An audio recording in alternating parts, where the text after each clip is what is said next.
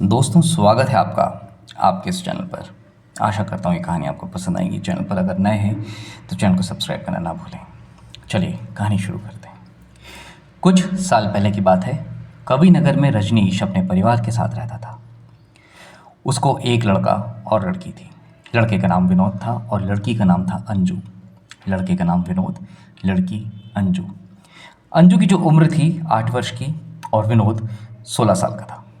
एक दिन विनोद बाथरूम में नहा रहा था कि अचानक देखा कि उसके सिर पर भूरे सफ़ेद रंग का एक छोटा सा बादल या धुंध सा मंडरा रहा है और उसका बाथरूम बर्फ़ के जैसा ठंडा हो गया। अचानक उसने महसूस किया कि उसके बाथरूम का टेम्परेचर गिर गया है, जबकि बाहर धूप निकल रही थी। विश्वास करेंगे, कहा जाता है कि जब आस पास का टेम्परेचर आपका कम होता है तो वहाँ किसी न किसी तीसरी शक्ति के होने का अंदाज़ा लगाया जा सकता है। बाथरूम हो गया था ठंडा और बाहर धूप निकल रही थी। वह बुरी तरह से घबरा गया। जल्दी से नहाकर बाथरूम से बाहर निकला सकपकाते हुए। बाहर आने पर उसने देखा कि घर की हर चीज़ पर सफ़ेद रंग की एक परत सी जम चुकी है। उसने अपनी माँ को आवाज़ लगाई, माँ माँ देखो ये क्या है।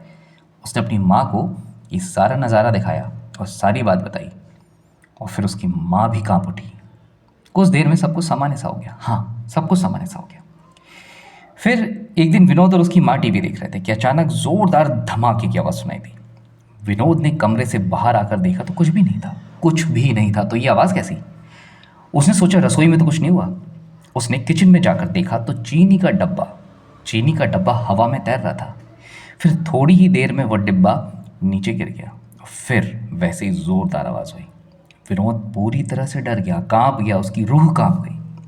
वो भाग कर अपनी माँ के पास बदहवासी की हालत में पहुंचा। उसने अपनी माँ को बताया। उसकी माँ उसे कमरे छोड़ने में गई। विनोद को उसके कमरे में छोड़कर जब माँ वापस आ रही थी तो माँ ने देखा कि रसोई घर में कुछ कप प्याले अपने आप आपस में टकरा रहे थे। उनकी आवाज़ बहुत तेज़ हो रही थी, लेकिन देखने वाली बात यह थी कि उनमें से एक भी कप का प्याला टूटा नहीं था दोस्तों। हाँ, आपस में लड़ रहे थे, एक दूसरे से टच हो रहे थे, लेकिन वो टूटे नहीं, बिल्कुल नहीं टूटे। कुछ दिन बाद जब रजनीश बाहर से लौटा तो उसने घर का समाचार सुनकर बड़ा ही आश्चर्य हुआ। उसे यकीन ही नहीं हो रहा था कि ऐसा भी कुछ हो सकता है। वो कहने लगा कि जब मैं काम के सिलसिले में बाहर गया था तब तो सब कुछ ठीक था, फिर मेरे जाने के बाद ये सब क्या हो गया। इसके बाद लगभग 3 साल तक घर में शांति रही। हाँ दोस्तों, 3 साल तक। अब तक किसान रजीश अपनी पत्नी और बेटी की बात को एक वहम मात्र समझ रहा था, सिर्फ एक वहम। 3 साल अच्छे खासे गुजर रहे थे, लेकिन 3 साल बाद कहते हैं फिर भूत ने अपनी हरकतें उस घर में शुरू कर दी। शुरुआत में अंजू के कमरे का सामान नीचे गिरा। अब वो भूत अंजू के सामने भी अपनी हरकतें करने लगा था। एक दिन अंजू के कमरे में रखा हुआ ब्रश अचानक से उड़कर मंजू के मुंह से टकरा गया दोस्तों। हाँ, लेकिन हुआ ये कि सिर्फ ब्रश टकराया, उसे मुंह पर जरा भी चोट नहीं आई। भूत अंजू की मौजूदगी में ही सारी हरकतें कर रहा था। कभी कभी अचानक बिजली के सारे स्विच ऑफ हो जाते, कभी कभी अचानक से चल जाते, जिस कारण पूरे घर में अंधेरा सा छा जाता और रोशनी सी आ जाती। लाइट का आना जाना लगा था। जब उन स्विचों को खुला रखने के लिए उन पर टेप चिपकाया गया तो टेप अपने आप ही टूट कर निकल से गए, मानो किसी ने उधेड़ दिए हों। बात आती एक दिन की कि एक दिन अंजू के कमरे की बाहर की खिड़की उखड़कर नीचे जा गिरी और घर का सारा सामान उछलने लगा। ये वाकई एक बहुत खौफनाक नज़ारा था दोस्तों। हाँ, बहुत ही खौफनाक। रात को ही रजनीश ने एक तांत्रिक को बुलाया और अपने घर की सारी बातें उस तांत्रिक को बताई। तांत्रिक ने घर को अच्छी तरह से जांचा और कहकर चला गया कि यहाँ तो कुछ भी नहीं है, आप लोग का वहम होगा, यहाँ कुछ भी नहीं बेटा, कुछ नहीं है। इसके बाद तो मानो भूत को और आज़ादी मिल गई। हाँ दोस्तों, और आज़ादी से मिल गई उसे। तांत्रिक के जाने के बाद एक दिन कुछ नहीं हुआ, लेकिन अगले ही दिन फिर से ये सारी चीज़ें होना शुरू हो गई। और हाँ, अब ये जो हो रहा था पहले से ज़्यादा बड़े व्यापक पैमाने पर हो रहा था और भूत और ज़्यादा परेशान करने लगा था।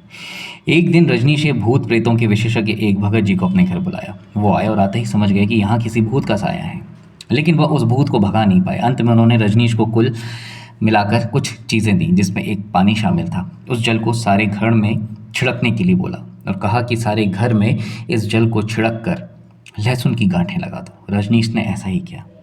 लेकिन ऐसा करने से भूत भागा तो नहीं, लेकिन वह चाहकर भी उन्हें अब परेशान नहीं कर पा रहा था और वो अब सभी सुख शांति से रहने लगे। कवि नगर के रहने वाले लोग रजनीश के घर में कुछ दिनों से भूत की लीला का जिक्र कर रहे थे। भूतों का जिक्र करने पर आज भी चटखारे लेकर बातें होती हैं। अभी दूसरी बात है कि लोगों ने उसमें अपनी तरफ से नमक मिर्च लगाकर भूत लीला को और भी ज़्यादा चटपटेदार बना दिया। लेकिन दोस्तों, जब इस तरह की हरकतें होती हैं ना, तो जिस पर बीतती है वही ये सारी चीज़ें समझ पाता है। रजनीश का कारोबार खूब अच्छा चल निकला, जिसे भूत का उस परिवार पर फिदा होने का नाम दिया जाता रहा। विनोद एमबीए करके 50,000 हर महीने की एक कंपनी में जॉब करने लगा। उसे भी रजनीश के परिवार ने कहते हैं कि भूत की कृपा बनी है, इसलिए लड़का आगे बढ़ पाया। अंजू बीए कर रही है, उसके रिश्ते बहुत अच्छे अच्छे मिल रहे हैं, घरों पर आ रहे हैं रिश्ते। इन रिश्तों को भी कहते हैं कि रजनीश के घर भूत की कृपा है, इसलिए सारी चीज़ें हो रही हैं। सच्चाई क्या है ईश्वर जाने, लेकिन बड़े बूढ़े कहते हैं कि भूतों को यहाँ जहाँ तंग करते हैं वहीं कोई कोई भूत मेहरबान भी हो जाता है दोस्तों। हाँ, ऐसा बड़े बूढ़े कहते हैं। या तो घर बहुत फूलने फलने लगता है या सब कुछ बर्बाद हो जाता है। अब इसकी सच्चाई तो वो खुद ही जान सकते हैं जिनके साथ ये सारी चीज़ें बीत रही हों या बीती हों। रजनीश परिवार के भूत की ये कथा जिस रूप में रवि नगर के लोगों ने सुनी, ये सारी बातें सुनी, तो उसी रूप में पेश कर दी गई। अब इसका निर्णय हमें खुद लेना पड़ता है कि इन बातों में सच्चाई कहाँ तक। लेकिन हाँ दोस्तों, ये बात तो है, भूत होते हैं और हम हर दिन कितने भूतों से मिल पा रहे हैं हमें खुद भी नहीं पता होता।